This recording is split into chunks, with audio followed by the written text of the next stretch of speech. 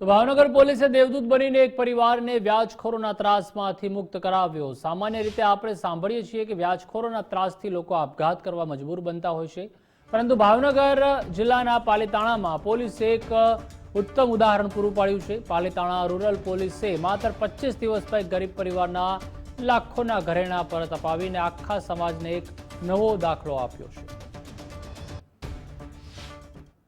અવારનવાર મળતો કે કાકા તમે મારા એક પત્નીની બુટ્ટી મને આપી દો તો હું એનો તમને હિસાબ કરી દઉં, હું કહું પૈસા આપી દો। એટલે એક વખત અહીંયા 1,30,000 માંગ્યા ખાલી બુટ્ટી છોડાવવાના। મેં કીધું કાકા એટલા બધા ન હોય। પછી મેં પરિવારને વાત કરી અને બધા મેં 3 જણાના ગયા રૂબરૂ મળવા।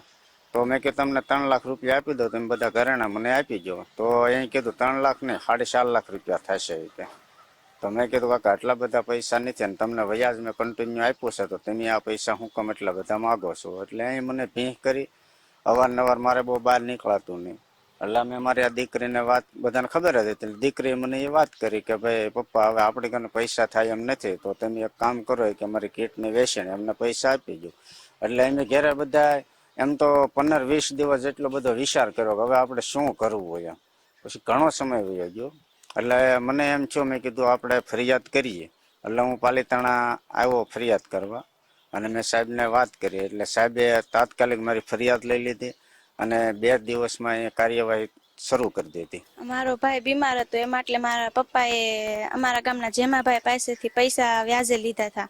એ વ્યાજ આગળ જતા મારા પપ્પા ના ચૂકવી શકાય, એટલે મારા પપ્પાએ ઘરે અમને બધાને વાત કરી અને મારા મમ્મીના ઘરેણાં ત્યાં ગીરવી મૂક્યા।